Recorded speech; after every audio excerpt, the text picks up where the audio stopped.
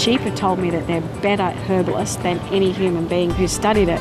And they've actually taken me through the experience of how they choose plants and how they experience that in their body and what actually happens in terms of balance. And that's really quite incredible.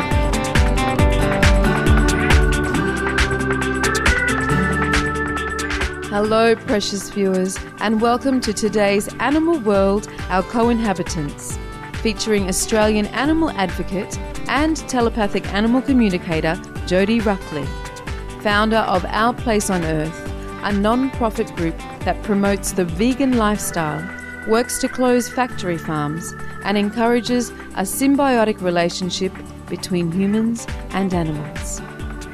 Ms. Ruckley is also a producer and director, having released in 2010 her first ever film entitled The Animals You Eat, on factory farmed animals.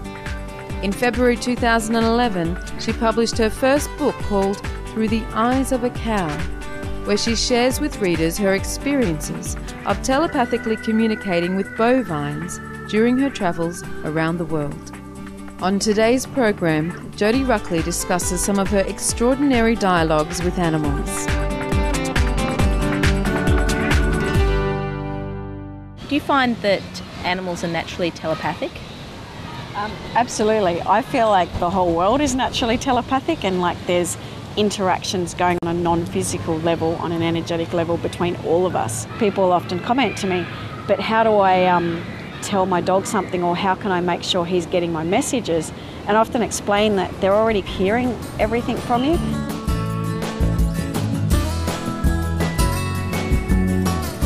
While Ms. Ruckley was producing The Animals You Eat, she communicated on a heart-to-heart level with a number of factory farmed animals.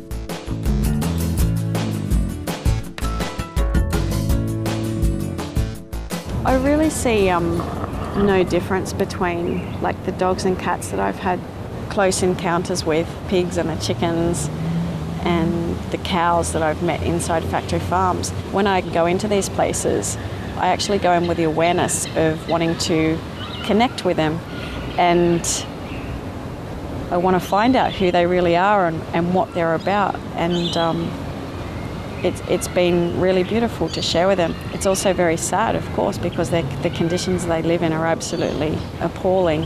And you know, what I have found, like for example with broiler chickens, the general sense is that a lot of them really don't feel anything at all. They're actually quite dead. I mean, they only live there for a period of 6 weeks. They're only babies when they are at the point when they're actually sent to an abattoir. And you know, they're living in a large shed in very crowded conditions. They're giving a lot of unnatural things like antibiotics, which is really contributing to them not being able to really feel who they are.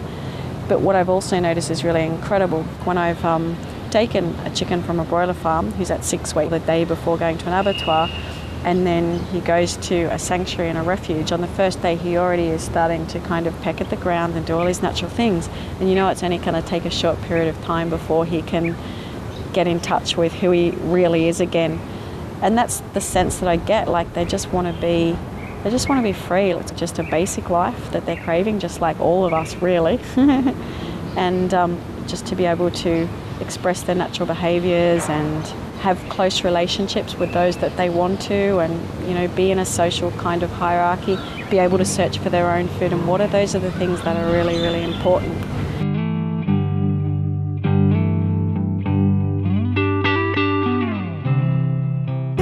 Jody Ruckley has had many inner conversations with cows raised for the sole purpose of being slaughtered.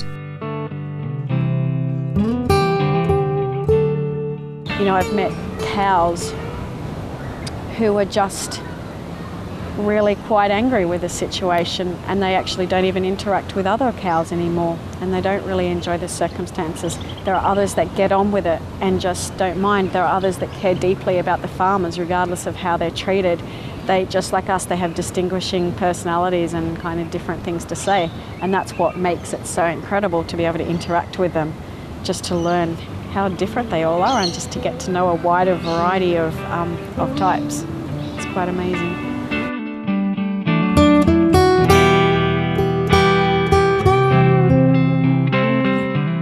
humanity can learn a number of lessons from the way bovines take care of each other at the community level. In their societies, members live peacefully and civilly together and look out for one another.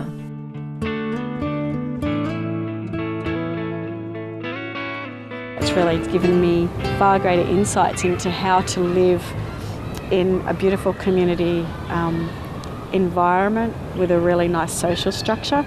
Like cows, there'll be one who's like a nominated leader, but she doesn't really call herself a leader. She's just there on level, on par with everybody else. But if there's any need or any trouble, she comes in as the one that's always got the responsibility, for example.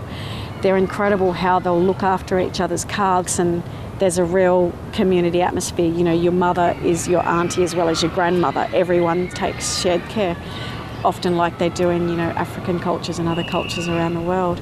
They just have all this knowledge they can share with us on how to actually really live in harmony with each other and with the earth, and just how to be very peaceful and compassionate beings.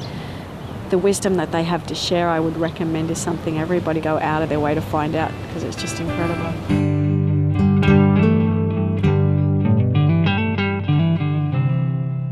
Ms. Ruckley recalls a profound conversation with one cow that touched her deeply and gave her greater perspective on the beautiful nature of these benevolent beings.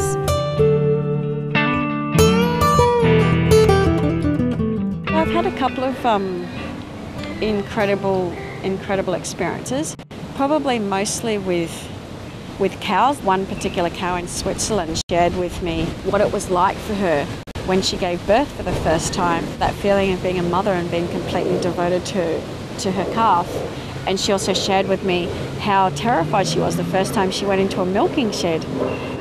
And one of the most incredible things she shared with me was right from the beginning, when she got in contact with me, she was saying, I chose to have 5 daughters because I knew there's more chance that they'll be with me. And the reason for that, of course, is because male calves don't get to stay at a dairy farm because they won't ever produce milk, so they're taken away. So I was really quite fascinated and said, well, how did you just choose to have 5 daughters? And the way she explained it to me was just simply through intention, in terms of a very simple way. You know, I got that information before I arrived in Switzerland. I went searching for her, and then I confirmed that by when I went through the farmer's records, and I found record of her, and she actually had 5 daughters, so it was really quite an incredible situation.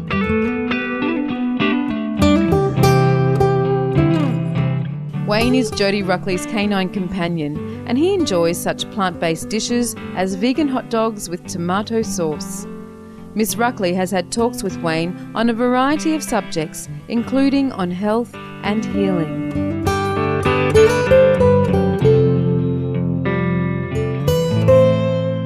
One of the experiences that is most prominent for me is one with with the dog that lives with me, called Wayne. He came to me when he was about 9 years old. That was about 6 years ago, and he always had a limp on his right leg. And I tried doing things like swimming and a bit of massage, but nothing was working. And one day it just dawned on me, why don't I just ask him, what can I do for his leg? Is there anything I can do to help? So I asked him the question, and he simply said, I need a herb. And I said, well, which one? And he said, don't worry, we'll find it. And that was it. I thought, okay. And then the next day I was in Adelaide, and I was at some markets buying some fruit and veggie seedlings for a garden that I was doing. I kept being drawn to this one guy who was selling decorative plants, and I kept discounting that, thinking, what do I want decorative plants? It's not what I'm here for. But after I walked past for the 3rd time, I thought, finally I'll go over and I'll just chat to him and ask. And I said, do you sell any medicinal herbs? And he said, well, actually just one. It's for arthritis. I thought, oh great, so I bought it, and it was like $3, and took it home. And I said to Wayne, what do I do with this? Because I've never done anything with herbs before. And he said, you need to steam it on my leg. So I started boiling up some water in a saucepan and added a few leaves. And then when it all started, all the steam coming up, I took Wayne and I actually held him above the steam, and I was trying to sort of balance him so that all the steam would go on his leg. And he said to me, that was actually really quite amusing, but next time you might want to try like a tea towel and then wrap it around my leg. And I thought, okay. So anyway, I did this for 2 or 3 days, and then he just never limped again. And it was an incredibly prominent limp that you always saw. It was every 3rd kind of step. And yeah, it's just never come back in all that time. That was really quite amazing.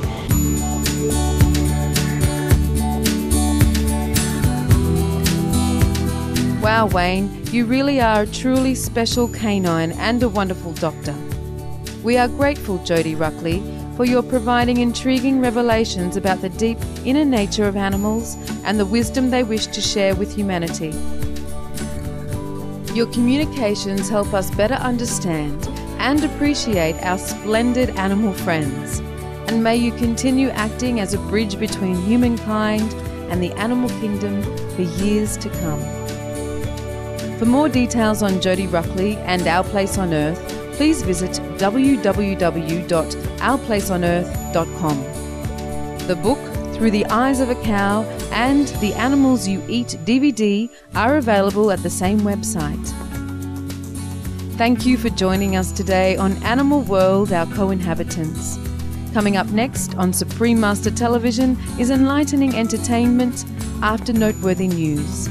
May we all be blessed with many close and loving relationships with animals.